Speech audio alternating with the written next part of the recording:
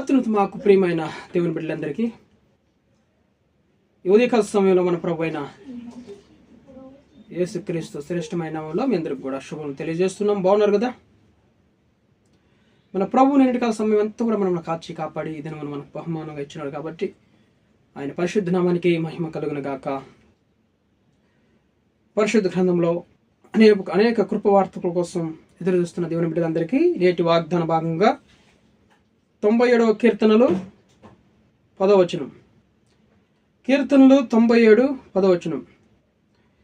యెహోవాను ప్రేమించు వారలారా చెడుతనమును అసహించుకొనుడి, తన భక్తుల ప్రాణములను ఆయన కాపాడుచున్నాడు. భక్తిహీనుల చేతిలో నుండి ఆయన వారిని విడిపించును. Praise the lord. తన భక్తుల ప్రాణములను ఆయన కాపాడుచున్నాడు. ఈరోజు యెహోవాను ప్రేమించు వారలారా చెడుతనమును అసహించుకొనుడి. దేవుని నామానికి మహిమ కలుగును గాక. దేవుని ప్రేమిస్తున్న ప్రియబిడ్డలందరికీ కూడా దేవుడి ఉదయకాల సమయంలో చెడుతనమును అసహించుకోండి, నన్ను మీరు ప్రేమిస్తున్నారు అంటున్నారు కదా, మరి దానికి ప్రూఫ్ ఏంటి? రుజువు చేయగలరా?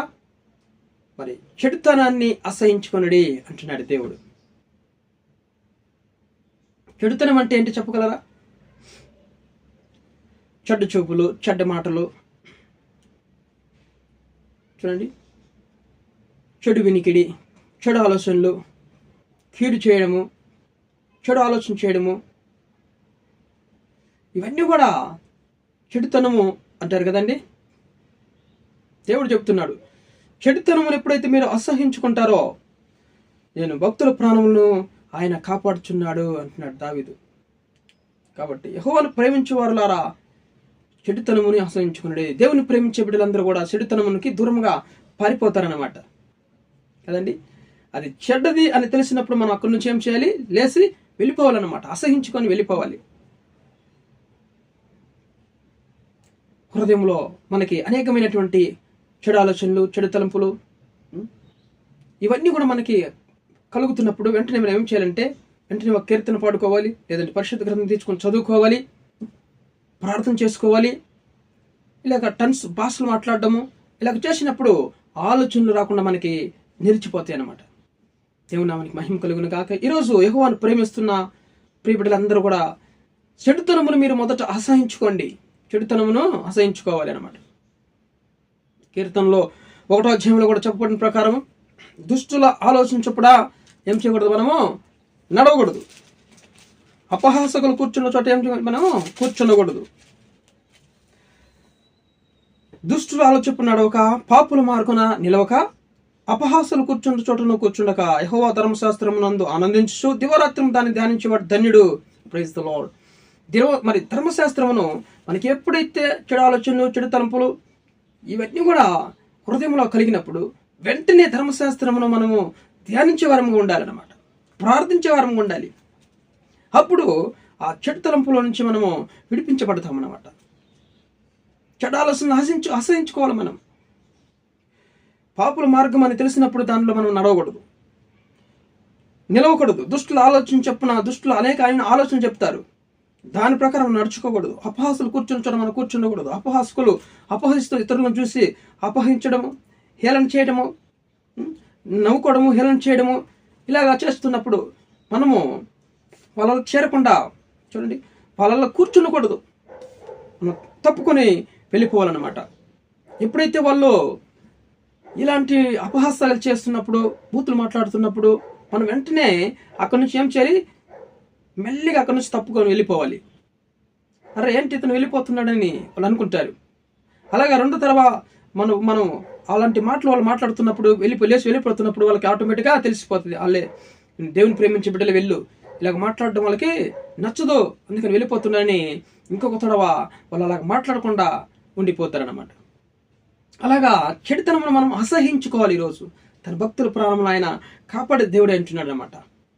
ఎప్పుడైతే మనము చూడండి దుష్టుల ఆలోచన నడవకుండా, పాపుల మార్గం నిలవకుండా, అపహాసాలు చూడకుండా కూర్చుండకుండా ఉంటే నిజంగా మనము చూడండి, అతడు నీటి కాలంలో ఎవరైనా నాటబడిన ఆకు వాడక తగిన కాలం ముందు ఫలమొచ్చే చెట్టు వలె ఉంటాడంట. అతడు చేయదంతే సఫలమగును. హల్లెలూయా. ఈరోజు నువ్వు చూడండి, ఫలించే చెట్టు వలె నువ్వు ఉండబోతున్నావు. ఫలించే చెట్టు వలె నువ్వు ఉండాలంటే దుష్టుల ఆలోచన చొప్పున నడవకుండా దాని నుంచి నువ్వు పారిపోవాలి. దుష్టుల ఆలోచన చొప్పున నడుచుకున్నావంటే చూడండి, ఫలము లేని చెట్టు వలె మనం ఉంటామన్నమాట. పాపుల మార్గంలో నడిచావా, ఫలించలేని చెట్టు వలె అక్కడే ఎదగకుండా ఉండిపోతావు. ఫలము లేని చెట్టు వలె, ఆకులేని చెట్టు వలె అక్కడ ఎండిపోతాం. దుష్టులు ఆలోచించప్పుడు అపహాసాలు మనం కూర్చున్నామంటే నిజముగా ఎండిపోయిన చెట్టు వలె మనము ఫలాలను చెట్టుగా అలాగా ఉండిపోతాం అన్నమాట. కాబట్టి యెహోవాను ప్రేమించు వారలా చెడుతనం ఏం చేయాలి, మీరు అసహించుకొనుడి అని చెప్తుంది దేవుని లేఖనాలు. హల్లెలూయా. సామెతల గ్రంథంలో కూడా చూడండి, 8వ అధ్యాయం, సామెతలు 8వ అధ్యాయము 11వ వచనంలో, యెహోవా యందు భయభక్తులు కలిగి ఉండుట చెడుతనమును అసహించుకున్నట్టే. ఈరోజు నువ్వు దేవుని యందు భయభక్తులు కలిగి ఉన్నావంటే, నిజముగా నువ్వు దేవుని ప్రేమించే బిడ్డగా ఉంటే చెడుతనమును అసహించుకుంటావు. నువ్వు ఇది చెడ్డది అని తెలిసినప్పుడు దాని జోలికి పోకుండా మనం అసహించుకుంటాం. ఇది మాకు వద్దు, ఎంత లాభమైనా సరే ఆ లాభం మాకు అవసరం లేదు, దేవుడు ఉంటే మాకు చాలనేటువంటి ఆలోచన మనకు కలుగుతుంది అనమాట. అలాగా చెడుతనమును మనం అసహించుకోవాలి, దూరంగా పారిపోవాలి. చెడుతనమును యోసేపు అసహించుకున్నాడు, పారిపోయాడు. దుష్టుల ఆలోచన మనం నడవకూడదు. అదే కదా అండి, అనేకమైనటువంటి హృదయ ఆలోచనలు మనకి వస్తున్నప్పుడు, చెడు ఆలోచనలు అవన్నీ వస్తున్నప్పుడు మనం దేవుని ప్రేమించిన బిడ్డలం కాబట్టి మనకు ప్రూఫ్ ఏంటంటే దాన్ని అసహించుకొని మనం అక్కడి నుంచి లేచి వెళ్ళిపోవాలి, పారిపోవాలంటండి. అదే యెహోవాను ప్రేమించే బిడ్డలకి సాదృశ్యం అనమాట. ప్రూఫ్ మనకు అది. ఎందుకంటే మనం దేవుని ప్రేమించేవారం కాబట్టి ఆ చెడు తలంపులో అసహించుకొని మనము పక్కకు పారిపోయినప్పుడు దేవుడు ఖచ్చితంగా ఫలించే చెట్టు వలె మనల్ని చేస్తానంటున్నాడు. తగిన కాలం ముందు ఫలమించే చెట్టు వలె మనము చేస్తానంటున్నాడు. కాబట్టి దేవుని భయభక్తులు కలిగి మనం చెడుతనమును అసహించుకోవాలి. అప్పుడు మన ప్రాణాన్ని దేవుడు కాపాడి మనల్ని ఆరోగ్యకరంగా దీవెనకరంగా ఉంచుతానంటున్నాడు దేవుడు. దేవుని నామానికి మహిమ కలుగును గాక. మరి దేవుని ప్రేమించే వారలారా, చెడుతనమును మీరు అసహించుకుంటారు. ఈరోజు చెడుతనము అంటే కొంతమందికి ఇష్టం అనమాట. లంచం తీసుకోవడము, దొంగ వ్యాపారాలు చేయడము, దొంగతనం చేయడము, చెడు ఆలోచనలు కలిగి ఉండడము, ఇలాగా చూడండి, ఇతరుల గురించి చెడ్డగా మాట్లాడడము, ఇలాగా ఇదంతా కూడా చెడుతనము హృదయం అంతా కూడా నిండి ఉంటుంది అనమాట. ఎప్పుడైతే యేసు ప్రభు మన హృదయంలోనికి వచ్చినాడు కాబట్టి ఆ చెడుతనము చూడలేదు. ఎందుకంటే ఆయన పరిశుద్ధులు మన హృదయంలోనికి వచ్చాడు కాబట్టి ఆ చెడుతనం అంతా కూడా మనలోంచి పారిపోయింది. కాబట్టి ఈరోజు మనము దేవుని బిడ్డలమై ఉన్నాం. హల్లెలూయా. ఈరోజు దేవుని బిడ్డలను ఆయన ఫలించే చెట్టు వలె చేస్తానంటున్నాడు. కాబట్టి చెడుతనమును మనం ఏం చేయాలి, దేవుని ప్రేమించే వారిని అసహించుకోవాలన్నమాట. అది ఎంత లాభమైనా సరే దాన్ని అసహించుకొని పక్కన పెట్టేయాలి కదండి. అలాగ చేస్తే దేవుడు మనం కాపాడి మన ప్రాణాన్ని ఫలించే చెట్టు వలె ఉంటావు అని చెప్తే దేవుని లేఖనాలు ఈరోజు సెలవుస్తున్నాయి. కాబట్టి ఖచ్చితంగా ఈరోజు మనము చెడుతలంపులు, చెడు ఆలోచనలు ఏమైనా వస్తుంటే మనం దాన్ని అసహించుకొని పారిపోవాలి. మన ఫ్రెండ్స్ చేతులలో వాళ్ళ మధ్యలో మరి అపహాసులు కూర్చున్నప్పుడు దుష్టులు చెప్పిన వాళ్ళు మాట్లాడుతూ ఉంటారు. అవన్నీ కూడా మనం వినకుండా అసహించుకొని పక్కకు వెళ్ళిపోతే దేవుడు ఖచ్చితంగా మనల్ని దీవిస్తాడు. ఫలించే చెట్టు వలన మనం ఈరోజు ఉండబోతున్నాం.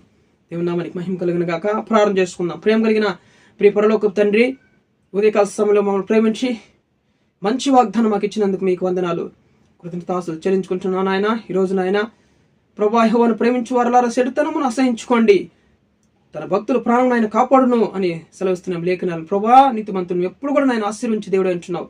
చెడుతనమును మీ నాయన మేము అసహించుకోవాలి తండ్రి. చెడు ఆలోచనలు, చెడు నాయన తలంపులు, అయానైనా చెడు వెనికిడి, ఆయన చెడు చూపులు, ఇవన్నీ మన నుంచి లేకుండా తొలగించండి. అవి కలిగినప్పుడు మేము ఆయన ప్రార్థనలో ధర్మశాస్త్రం ధ్యానిస్తూ ఎందు విశ్వాసంలో ఉండడానికి నాయన సహాయం చేయండి ప్రభా. అపహాసులు చుట్టూ కూర్చుండగా, పాపుల మార్గం నిలవక, దుష్టుల ఆలోచన మేము నడవక నాయన ప్రభా, మేము నాయన మీ యందు నాయన భయభక్తులు కలిగి జీవించడానికి కృప చూపించమని సహాయం చేయమని నాయన. ప్రతి ఒక్క బిడ్డని, సమస్యలు ఉన్న వారిని గొప్ప విడుదల తెచ్చేయండి. రోగులందరూ ముట్టి స్వస్థపరచండి. ఉద్యోగం తెచ్చండి. వివాహం కాని వారికి మంచి వివాహం సమకూర్చండి తండ్రి. ప్రయాణస్తులందరినీ కాపాడి క్షేమం తెచ్చండి. కుటుంబంలో సమాధానం ఐక్యత తెచ్చండి. ప్రేమ తెచ్చేయమని ప్రార్థిస్తున్నాం తండ్రి. దేశం రాష్ట్రాన్ని కూడా కాపాడండి తండ్రి. నాయన కృప చూపించమని సమస్త ఘనత మహిమ ప్రభావాలు మీకు చెల్లిస్తూ యేసుక్రీస్తు జీవం కలిగిన నామములో ఈ ప్రార్థన అడిగి వేడుకొని పొందిన్నాం పరలోకపు తండ్రి. ఆమేన్.